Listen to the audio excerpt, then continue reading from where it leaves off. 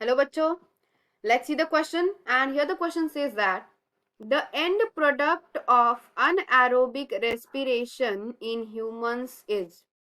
So यहाँ पे हमें क्वेश्चन में पूछा गया है एंड प्रोडक्ट, और एंड प्रोडक्ट किस चीज का?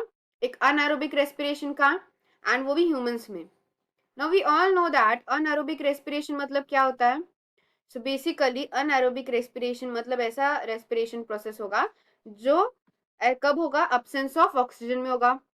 So here we'll write anaerobic respiration. So ये जो respiration process है, ये respiration process तब होगा जब जो ऑक्सीजन है वो absent होगा. Correct? So oxygen is absent here, and that is also in the humans we have to take. So let's see. So humans में ऐसा कौन सा प्रोसेस और कब होगा? बेसिकली ह्यूमंस में ऐसा तब होता है जब ज्यादा एक्सरसाइज जब हम कोई करते हैं, तो मोर एक्सरसाइजेस की वजह से हमें पता है कि मसल्स में पेन होता है, फटीग होता है. Correct. So if we done excess of exercise,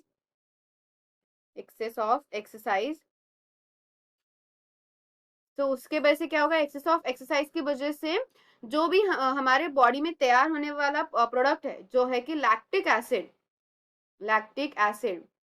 that lactic acid is a result of anaerobic respiration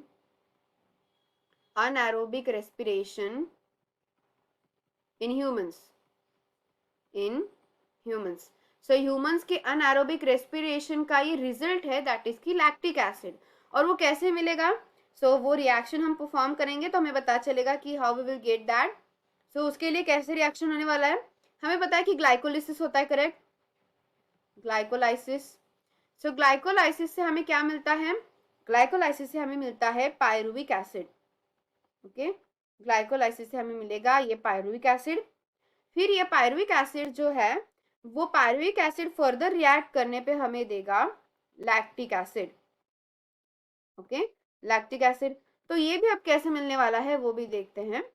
so here we will write how we are getting the lactic acid. Glycolysis के बाद हम use कर रहे हैं ये pyruvic acid, और ये pyruvic acid perform करेगा reaction in the presence of dehydrogenase. और यहाँ पे क्या चेंज होने वाला है? So the major change which will takes place here will be, यहाँ पे NaDH जो है NaDH प्लस H, यानी कि NaDH2 जो है वो NaD प्लस में कन्वर्ट होने वाला है. Okay, and that's why here we will get as a resultant lactic acid. Correct. So ये जो प्रोसेस है, ये जो रिएक्शन रेस्पिरेशन है, वो कैसा रिएक्शन है और कैसा रेस्पिरेशन हम कह सकते हैं?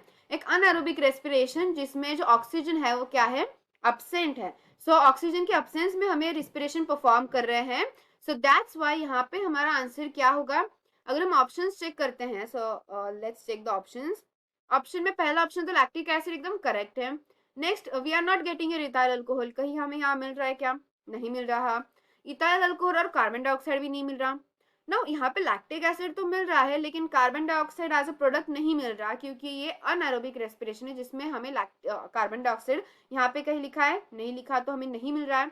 सो यहाँ पे सिर्फ और सिर्फ जो आंसर होगा, only answer will be the lactic acid, because you can see that pyruvic acid reacting and we are getting here the lactic acid as a product, क्योंकि ये जो रिएक्शन है और वी कैन से जो respiration है वो एक anaerobic respiration है जिसकी वजह से मसल्स में क्रैम्प, क्योंकि ये ह्यूमंस में हो रहा है.